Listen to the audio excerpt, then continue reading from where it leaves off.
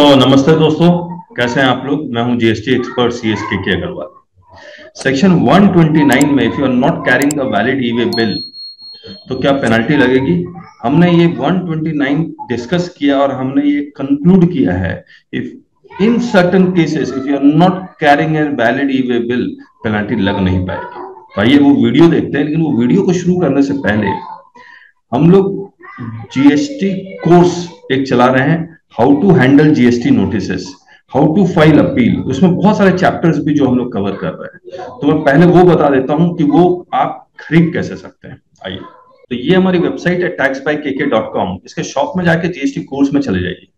ये वाला GST certificate course, बहुत सारे प्रोडक्ट है। एक तो हम लोग आईजीएसटी की लाइव क्लास शुरू कर रहे हैं, और अगर आपके पास जीएसटी के नोटिसेस आते हैं उसका क्या ड्राफ्ट रिप्लाई होना चाहिए, कोई क्वेरी आता है उसका क्या सॉल्यूशन होना चाहिए, उसके लिए एक हम लोग मेंबरशिप प्रोग्राम भी शुरू कर रहे हैं। और ये जीएसटी सर्टिफिकेट कोर्स है, इसमें बहुत आसान सा हमने सिस्टम बनाया खरीदने का। ये जो कोर्स है वो 1 साल के लिए वैलिड होगा। 1 साल में आप कितना भी देख सकते हैं, और आपको सिर्फ नंबर ऑफ आवर्स खरीदना। मान लीजिए आप 200 आवर्स खरीद लेते हैं, तो 200 आवर्स में हम लोग क्या करते हैं, ये कोर्स हम लोग पूरा दे देते हैं। How to handle GST notice 90 plus hours का है। बाकी सीजीएसटी एक्ट में हर एक चैप्टर्स के आगे नंबर ऑफ आवर्स दिया हुआ, ये भी करीब करीब 150 घंटे होगा। और आईजीएसटी 15 घंटे, टोटल मिला के 280 प्लस आवर्स है। तो आप अगर 200 आवर्स खरीदते हैं, जो चैप्टर आपको लगता है जिसमें आप थोड़ा सा वीक हैं या उसको और अच्छा करना चाहते हैं, तो आप ये कोर्स ले सकते हैं। और आइए वो वाला वीडियो देखते हैं जिसमें हमने कहा है कि 129 की पेनल्टी लग नहीं पाएगी। कैसे, आइए देखते हैं। और ये लाइव जो हम लोग डिस्कस कर रहे हैं वही हम लोग ने अपलोड कर दिया। तो ऐसे ही इन डेप्थ डिस्कस करते हैं, और ये एडवांस जीएसटी कोर्स है। बेसिक से स्टार्ट करेंगे, एडवांस तक जाएंगे। आइए देखते हैं। Thank you. महाराष्ट्र, मुंबई से गुड्स जा रहा है पालघर में। मुंबई में रजिस्टर्ड ऑफिस, पालघर में भी एडिशनल प्लेस ऑफ बिजनेस है। ठीक बात है। और ये स्टॉक ट्रांसफर हो रहा है, नो ई वे बिल, सिर्फ डिलीवरी चलाना। पेनल्टी लगेगी? यस नहीं लगी। सेल तो हो नहीं रहा है। सेल तो हो नहीं रहा है, स्टॉक ट्रांसफर है। अपने पास कोई विदिन भेज रहे हो, दूसरे विदिन स्टेट में स्टेट। भेजता, दूसरे स्टेट में भेजता तो होता। तो यहाँ stock transfer, no e way bill, penalty नहीं लग सकती है। No penalty. ठीक बात है। Yes sir. 129 की पेनल्टी नहीं लगा पाएगा, लेकिन 122 क्लॉज 1 14 में आके पेनल्टी लगा देगा या नहीं लगा देगा 10,000 की। हेलो। हाँ हाँ सर। हाँ। वहां लगा देगा। ठीक बात है। स्टॉक ट्रांसफर में ईवी बिल का दरकार नहीं है सर। नहीं नहीं, मैंने कब कहा नहीं दरकार है। दरकार तो है, लेकिन 129 की पेनल्टी नहीं लग पा रही है, क्योंकि यहां पर जो वर्ड लिखा हुआ है 200% ऑफ द टैक्स पेबल। या तो लॉ को चेंज करे, टैक्स पेबल और टैक्स पेड। यहां पर टैक्स टैक्स पेबल पेबल लिखा हुआ है। तो सर कोई भी माल अगर मान लीजिए हम परचेज करके ला रहे हैं, हम ही बॉम्बे से लेकर के मान लीजिए दिल्ली जा रहे हैं ना ना ना, बॉम्बे टू और दिल्ली उसको की बात नहीं कर रहा। ना ना ना, इंटर इंटर सेम बोल रहे हैं महाराष्ट्र है ये, महाराष्ट्र टू महाराष्ट्र में। महाराष्ट्र, इंट्रा। ठीक है, महाराष्ट्र में अगर माल हम परचेज करके और पेमेंट करके अपने उसको मान पास ही, लीजिए ओ महाराष्ट्र हो फिर से अपने पास ही। मैंने क्या कहा, मुंबई में रजिस्टर्ड स्टॉक ऑफिस, ट्रांसफर इसका है, ये स्टॉक एडिशनल ट्रांसफर है, प्लेस, स्टॉक ट्रांसफर है। इसका ये एडिशनल प्लेस स्टॉक ट्रांसफर है। हम्म। अविनाश जी, आया समझ में? नहीं नहीं आया समझ में। अरे स्टॉक ट्रांसफर नहीं समझते, अपने आप को ही मैं माल बेच हाँ रहा हूँ। वो समझ गए, हम समझ गए वो हाँ, स्टॉक ट्रांसफर। तो यहाँ पर ये क्या है, ये सेल है क्या, ये नहीं सेल सप्लाई नहीं है है। क्या, ये सप्लाई नहीं है? सप्लाई नहीं है। सप्लाई नहीं है तो मैं डिलीवरी नहीं। चालान से भेजूंगा। हम्म। इसमें टैक्स जीरो लगाऊंगा या नहीं लगाऊंगा? हाँ टैक्स जीरो लगेगा इसमें। जब टैक्स जीरो लगेगा तो टैक्स पेबल जीरो हो गया, जी। टैक्स पेड भी जीरो है, टैक्स पेबल भी जीरो, तो पेनल्टी किस बात की? 129 अच्छा अच्छा। आया। जी लेकिन जी जी। 122 में पेनल्टी जरूर लगेगी, because you are not carrying the valid documents.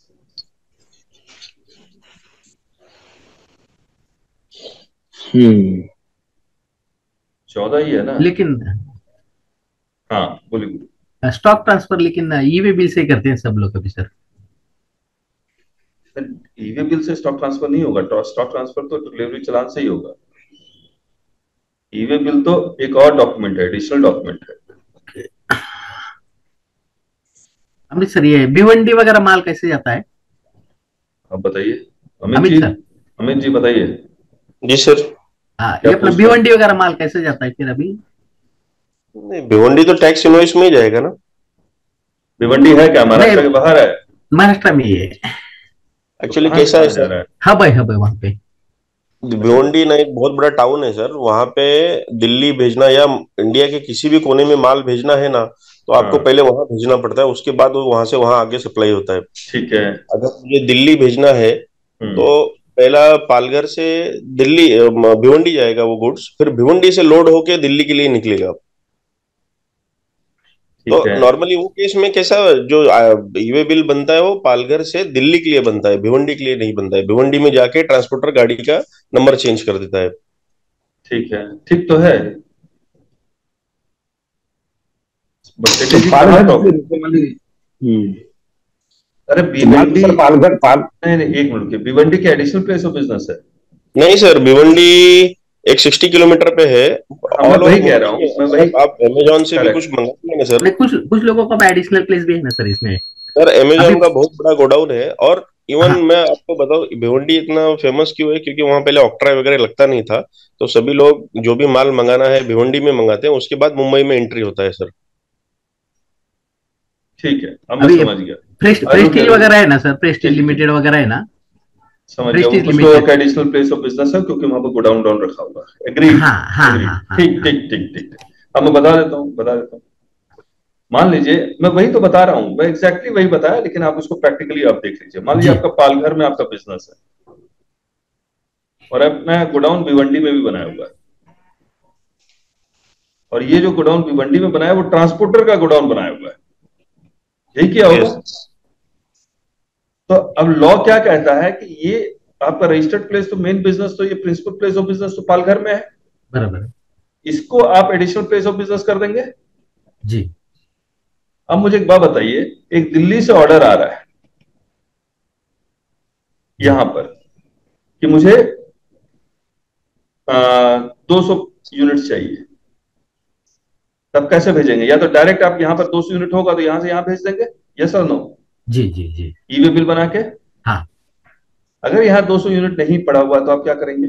Stock transfer कर देंगे। यहां से यहां स्टॉक ट्रांसफर करेंगे। बराबर है। जब यहां से यहां स्टॉक ट्रांसफर करेंगे तो डिलीवरी चालान से करेंगे। जी ओके। समझ में आ रहा है? हाँ जी हाँ जी हाँ जी हाँ जी। मान लीजिए ऑर्डर नहीं है, आपको स्टॉक ट्रांसफर करना है, सिंपल यहां से यहां, तो डिलीवरी चालान से करेंगे। जी और जी बाई जी। चांस आपने ईवे बिल नहीं बनाया तो 129 का वॉयलेशन तो है। हाँ हाँ हाँ। इन पेनल्टी के प्रोविजन, पेनल्टी क्वांटिफाई होनी बहुत जरूरी है, याद रखिएगा। ओके। बिना क्वांटिफिकेशन के पेनल्टी लग ही नहीं सकती है। बराबर है। तो यहां पर टैक्स पेबल जीरो आ गया, क्योंकि पेनल्टी क्वांटिफाई नहीं हुई। जब क्वांटिफाई नहीं हुई तो जीरो हो गया। बराबर है। लेकिन 122 क्लॉज 14 का पेनल्टी क्वांटिफाई हो रहा है, वो 10,000 वो लगेगा।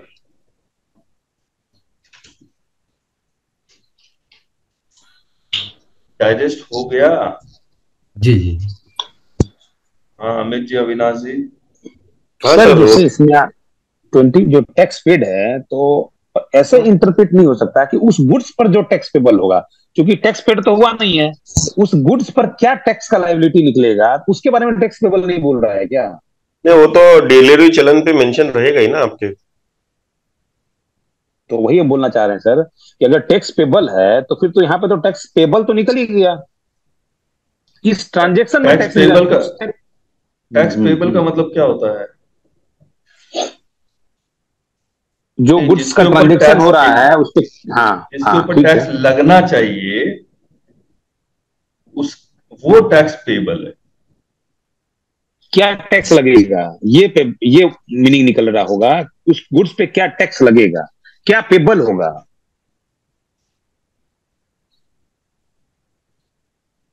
अच्छा।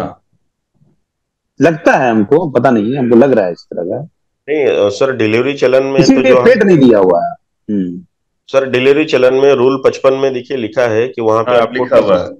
टैक्स आपको बाइफरकेट करना कंपलसरी है, तो दैट मीन्स अगर वही टैक्स पेबल है, अगर पकड़े गए गलत कुछ है तो वही टैक्स उसी के ऊपर वो पेनल्टी लगाएगा, उतना पेनल्टी। जी जी जी ये जी, यही ऑफिसर तो बोलना है मेरा। ऑफिसर तो लगा देगा, जी लेकिन सर। क्या टैक्स पेबल का मतलब, ये टैक्स पेबल का मतलब लाइबिलिटी टू पे टैक्स। सर लेकिन डिलीवरी चलन पे लेके जा रहे हैं सर, हाँ, मानो 200 बट यूनिट है और अंदर गाड़ी में 500 यूनिट निकला, तो ऐसे केस में तो वो तो फिर पेनल्टी लगा ही सकता है ना। हाँ, ये एक अच्छा पॉइंट है, बट डिस्कस कर लेते हैं।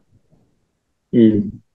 अभी ई वे बिल लेके नहीं आया, क्वांटिटी में डिफरेंस है, यहाँ से लेकर यहाँ ले जा रहा है। इनवॉइस में कितना है, 500। सॉरी डिलीवरी चालान में कितना है, 100 दो। यूनिट, और क्वांटिटी कितना निकला, 500 यूनिट निकला सर, 500।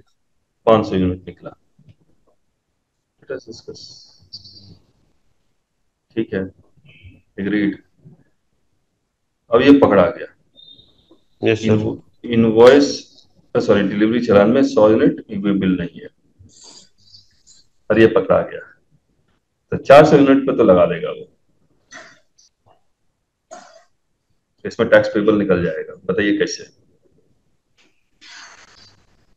डिफरेंस है ना। डिफरेंस है, बिफोर रिमूवल ऑफ गुड्स या। वो डॉक्यूमेंट जनरेट होना चाहिए, जी। या तो इनवॉइस जनरेट हो या डिलीवरी चालान जनरेट हो। जी। वो है नहीं है, तो इस 400 यूनिट में इलीगल रिमूवल माना जाएगा। जी बराबर है। ये मानेगा जाएगा ये सप्लाई के लिए है, हाँ स्टॉक ट्रांसफर नहीं मानेगा, फिर वो ये माना जाएगा ये सप्लाई के लिए है और लगाएगा पेनल्टी। बराबर। याद रखिएगा, मैं जब भी बोल रहा हूं कि you do not have E way bill, मैं इनवॉइस या डिलीवरी चालान अगर नहीं है तब तो लगा के रहेगा, याद रखिएगा। Let me again repeat it, delivery चालान या इनवॉइस है आपके पास क्या नहीं है, e way E way bill. Bill. Bill नहीं है, इस केस में 129 की पेनल्टी नहीं लग पाएगी। राजेश जी आप हैं या नहीं है?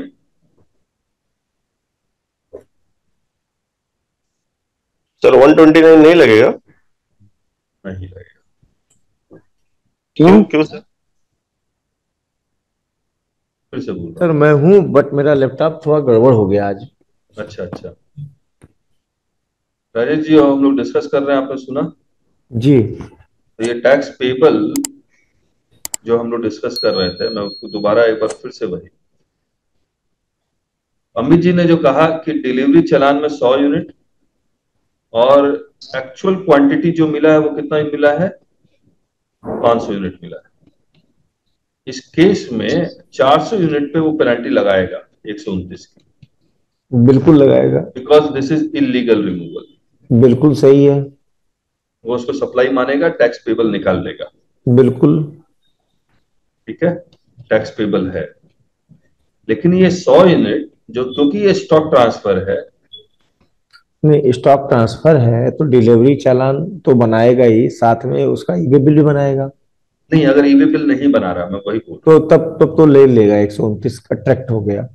सुनिए सर, डिलीवरी चालान 100 यूनिट का है और 100 यूनिट मिला, मैं दूसरा एग्जांपल, डिलीवरी चालान 100 यूनिट का है और हाँ 100 यूनिट मिल गया, ठीक है। लेकिन ई वे बिल नहीं मिला, हाँ हाँ। और ये स्टॉक ट्रांसफर केस है। स्टॉक ट्रांसफर में क्या कि टैक्स पेबल आएगा? ये सर स्टॉक ट्रांसफर हो चाहे कुछ भी हो, यहाँ पे 129 तो वो ले ही ले रहा है ना। जब इसमें टैक्स लाइबिलिटी टू पे टैक्स है ही नहीं तो पेनल्टी कैसे लगा पाएगा? सर वो डिलीवरी आईटीसी ट्रांसफर डिलीवरी करके चालान ना में, सर। सर डिलीवरी चालान में आपको पूरे कंटेंट वही होंगे जो रूल, जो अच्छा, टैक्स इनवॉइस टैक्स के होते हैं। मेंशन करने का मतलब क्या टैक्स लाइबिलिटी टू पे टैक्स अराइज हो जाता है जब तक सप्लाई के कंडीशन को सेटिस्फाई नहीं करेगा? सर जो स्टॉक ट्रांसफर की जो आप बात कर रहे हैं, चाहे कुछ भी हो, जो कंट्रावेंशन ऑफ द एक्ट तो हो गया आप ना। लोग इसको इग्नोर करके क्यों पढ़ रहे हैं, मुझे तो ये समझ में नहीं आ रहा। टैक्स पेएबल को आप कह रहे हैं ना बार बार। हाँ, इसको इग्नोर क्यों कर रहे हैं आप, टैक्स पेबल को ध्यान क्यों नहीं दे रहे हैं आप लोग? मैं टैक्स पेएबल देख रहा हूँ। हाँ, तो टैक्स पेबल जब टैक्स पेबल है ही नहीं तो पेनल्टी किस बात की ले रहा है? नहीं, स्टॉक ट्रांसफर में अब सर आईटीसी के एंगल से भी देख लो ना सर। आईटीसी भी नहीं मिलेगा उसको, सामने वाले पार्टी को आईटीसी कहाँ मिल रहा है? मतलब टैक्स पेबल आता है ना सर, वो ऐसा आप जो जैसे बोल रहे हैं ना, स्टॉक ट्रांसफर जब होता है तो टैक्स लाइबिलिटी का कंपोनेंट आता ही है ना उसमें। अमित सर, मैं सही है क्या? सर मेरे हिसाब से जो इनवॉइस विदाउट ईवे बिल पकड़ी जाती है उसको 129 लगता ही है सर। वो तो ऑफिसर लगा रहा है ना, वो आप समझ ही नहीं रहे कहानी। ऑफिसर का बनाया हुआ कानून है क्या? नहीं, कानून तो नहीं है, लेकिन वो अमाउंट कलेक्ट कर रहा है सर सामने वाले से। ऑफिसर ऐसा करते हैं सर इधर। अरे ऑफिसर तो करेगा ही, हम लोग को तो बचाना ना क्लाइंट को, कि नहीं बचाएं। हाँ, वो ये कहते नहीं ऑफिसर तो करेगा वही बनाएगा, वही जो करेगा वही सही है। ये प्ली लेंगे क्या आप? नहीं, आपको तो ये प्ली लेना है, कोर्ट को ये समझाना है सर टैक्स पेबल है ही नहीं, पेनल्टी किस बात की लगा दिया 129 में। ओके। आप देना चाहेंगे 4 लाख 5 लाख पेनल्टी? नहीं सर, नहीं। फिर आप उस एंगल से सोचिए ना। खैर, देखिए ये केस है तेलंगाना हाईकोर्ट का, अगर मैं पीछे जा रहा हूँ masterlearnings.com में। तेलंगाना हाईकोर्ट 4 जुलाई 2022, नो टैक्स नो पेनल्टी, ये हमने डाउनलोड किया हुआ है। देखिए ये लॉयर ने हार नहीं मानी और इसने बचाया। क्या कर रहा है? It was transporting pharma drug called this in bulk quantity from one of their units to Medchal to another unit in Nalgonda, दोनों तेलंगाना में है, by way of stock transfer under e-way bill dated this.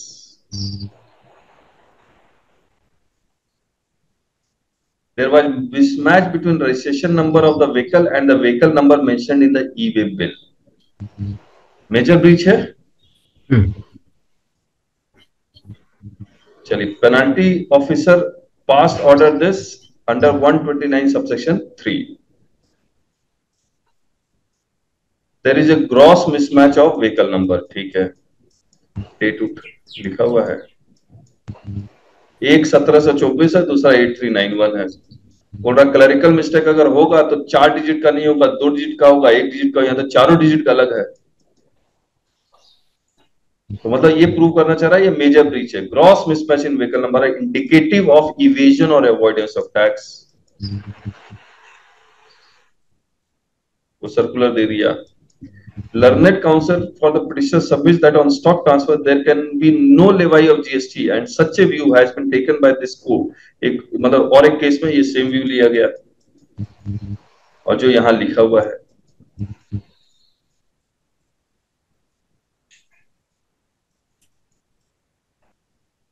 Cost भी लगा दिया, बताइए, जबरदस्ती penalty लगाने का, ये देखिए सीरियस व्यू लिया। This dispossess of the writ petition, खत्म।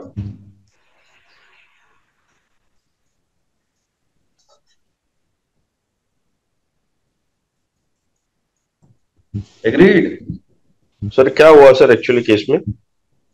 जीत गया केस, और क्या, नो टैक्स नो पेनल्टी। जब ये लिखा होता है ना the disposes of the writ petition, इसका मतलब case has been in favour of the SSC. ये एसएससी के फेवर में है सर ये? हाँ,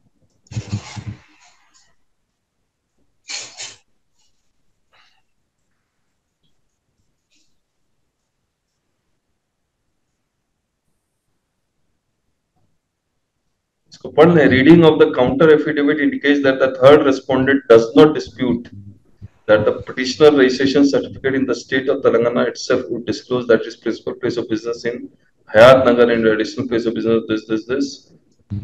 We do not accept the plea of the respondent that at the time of detention of goods, the transporter or driver of vehicle did not tell them at this. Additionally, no reasonable person, when asked to pay GST and penalty of more than 6 lakh, would keep quiet and meekly pay up without bringing the said facts to the notice of the detaining authority. The payment by the petitioner of the tax and penalty demanded by third respondent was obviously under economic duress, apprehending that the third respondent जो 6 लाख की penalty लगाएगा वो डर के मारे देगा, क्योंकि उसको डर है कि वो उसका व्हीकल को जब्त न कर ले, गुड्स को जब्त न कर ले। Once it is clear that the petitioner has additional place of business in the state of Telangana and the goods were being transported to that address from its corporate office at Ranipet, it cannot be said that petitioner was indulging in any illegal activity when the tax invoice shows that the supplier is the petitioner's corporate offices and that it was shipped to its depot in this village in this mandal. There was no occasion for the third occasion to collect tax and penalty from the petitioner on the pretext that there is a illegality in the transport of goods, and it would merely amount to stock transfer, and there is no element of sale of goods or services in it. In any event, now that third respondent is made aware that the principal has the principal office, this cannot be allowed to be retained by the respondent. और third respondent के ऊपर cost लगा दिया, 1500 उस officer को देना पड़ा अपने पॉकेट से। तो किसी भी हालत में स्टॉक ट्रांसफर के ऊपर जीएसटी नहीं लगेगा क्योंकि टैक्स पेबल इज 0। क्लियर है? अब तो अविनाश जी जो कह रहे हैं कि टैक्स पेबल का मतलब कुछ और निकालना चाह रहे हैं, वो कुछ और मतलब मत निकालिए। टैक्स पेबल का मतलब सप्लाई होना चाहिए। If there is no supply, no penalty. Penalty वो लगाएगा तो 122(1)(14) का लगाएगा। ऑफिसर लगाएगा पेनल्टी। ऑफिसर को अगर कानून आता तो कोई दिक्कत ही नहीं था। क्वांटिटी डिफरेंस वाला भी बता रहे थे सर। नहीं, क्वांटिटी डिफरेंस होगा तब तो प्रॉब्लम है, क्योंकि वो इलीगल रिमूवल है, सेक्शन 31 का वायलेशन है। वो तो सीधे क्वांटिटी रिमूवल में तो 129 में क्यों जाएगा? मैं तो सीधे 130 में आ जाऊंगा, कॉन्फिस्केट ही कर लूंगा। ओह अच्छा, मैं फिर 129 में जाने की जरूरत ही नहीं है जी। 129 में पेनल्टी नहीं लगाएगा। ठीक बात है? Yes sir. जी जी, चलिए।